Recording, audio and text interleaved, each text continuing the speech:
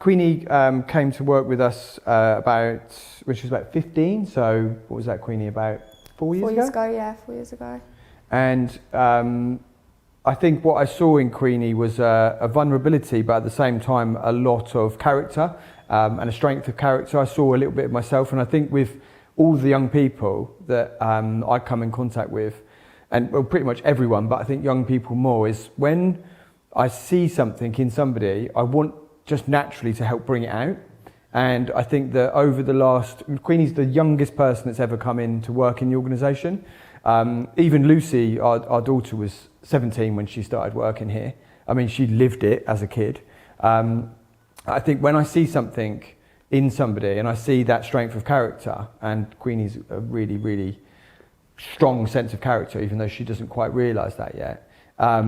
I think that we want to nurture that and grow that. So Queenie's been working around the company, in head office, getting to know every kind of aspect of the company, so that if eventually she does want to stay working with us, and whether she wants to or not, she's getting that big, broad experience of what it's like to be in an adult world, and actually that it's nothing like school, and school hasn't really set you up for these experiences that you get as an adult. So that's how Queenie ended up coming into the organisation. So these are some questions from everyone at Thornbury House. What is one thing you did not receive when you were in care that you ensure all young people have now, and why?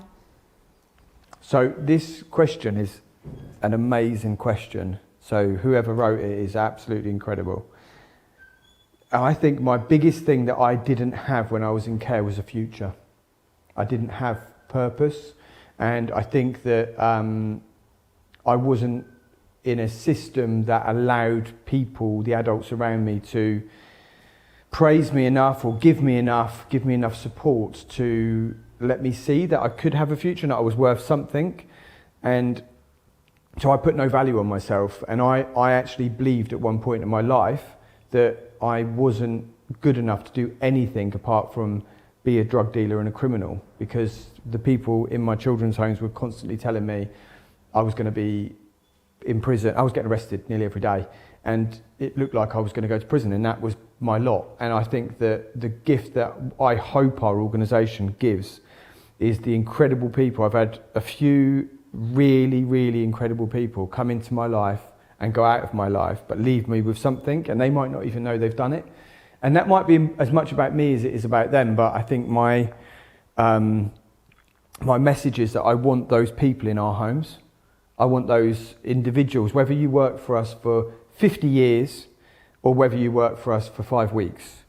If you come into our organisation and you meet our young people, if you can give them something that those people gave me, and they gave me time, they gave me energy, but they just couldn't give it long enough because the organisations that they were in, the council-run children's homes that I was in, didn't allow them that.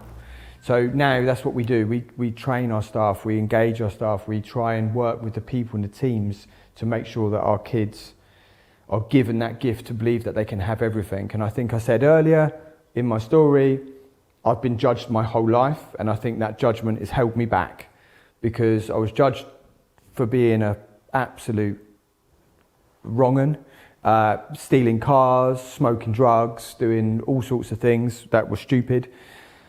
And now I'm judged because I'm wealthy and I've done really well with myself, and people think I've been born with a silver spoon. People that don't actually look at me. And I think our children need to understand that they can achieve what I've achieved. Like I said, my biggest asset, the biggest thing that I've ever achieved, is being married for 25 years. So if they can achieve that, and they can believe that I can do that with the life that I've had, the limited experiences that I've had, then they should be able to do that. Okay. What do you think needs to change to be able to eliminate stigmatism around young people in care?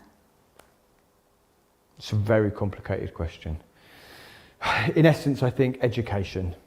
I think educating people that there are still kids in care. I mean, people don't even know there's kids in care. I think we all find that fascinating because we know there's kids in care, because that's what we do, and I've lived that. I think that when we're setting up our homes or we're setting up our schools, people have this kind of idea that we're like Bernardos, And we have kids in gangs, and we have kids in that have got all sorts of, you know, drug problems and all this sort of stuff. Whereas that actually, you know, and what I've had people asking me questions about, why is that child not in foster care? Why are they in a children's home and not in foster care? And actually, what you have to try and remember, what I really try and educate people on in our society is that children are children. You know, and it might not be right. What's right for one is not right for another, and it might not be nothing to do with behaviour. So, when I was a child, I didn't sleep. I just couldn't sleep. So, later on, I was diagnosed with thyroid cancer. That's another story, and I think that thyroid problem probably was an underlying cause for me not sleeping very well. I used to jump out the bedroom window, and I used to go and walk the streets of London, talk to the prostitutes. They used to give me money. They used to give me fags and drugs. And it was amazing, and some of them were really cool. And so that was my life, and that caused me a lot of problems. That's why I wasn't in foster care. It wasn't because I was naughty, it was because a foster family wouldn't be able to cope with that. Me not sleeping, if I was with a foster family and they had to go to work the next day and they had kids that needed to get up for school, you know, actually you might just have a child that has night terrors all night. You might have a child that has a problem with eating. You might have a child that has, you know, all of these little tiny issues that they add up to a significant issue. But actually they're just normal people like me and you, and children in care are just normal people, like humans are humans. And I think that is the thing that our society does not do very well. It's all about judgment, and I think I'm realising that my story is to try and encourage people not to judge people so quickly just because. And it is just because, and I think you can read stuff.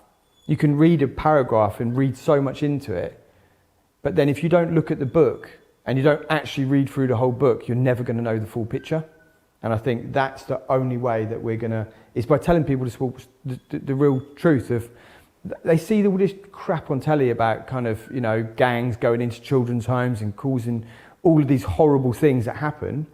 Well, what about all the good stuff that happens?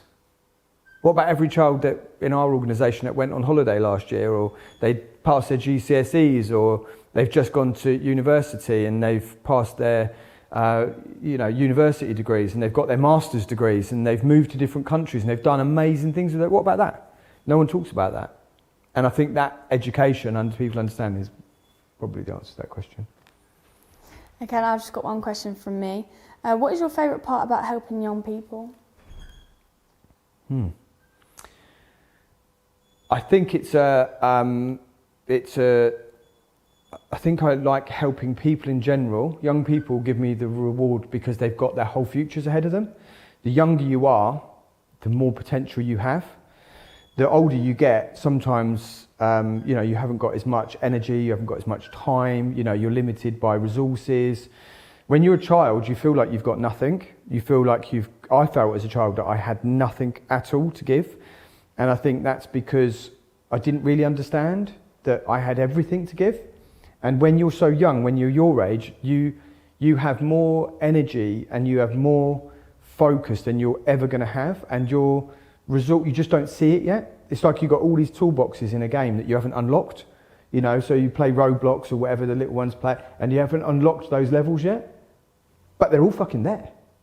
They're all there. They're all there already. Like, they're in your brain. You just need to go about your business unlocking them. And if you can do that quicker, the quicker you can do that, the quicker you're going to have the best possible version of you. And I think that is also key. This is, being successful has nothing to do with just being rich. Being rich does not mean that you have lots and lots of money and you have piles. We were joking earlier about the Dragon's Den thing and having money and stuff. It's not about that. It's about relationships. It's about understanding yourself well enough that you feel comfortable and confident in yourself. And if I can give that to somebody, then I can sleep. So that's my purpose, to protect. You can't protect anybody unless you teach them to protect themselves. Thanks, Teenie.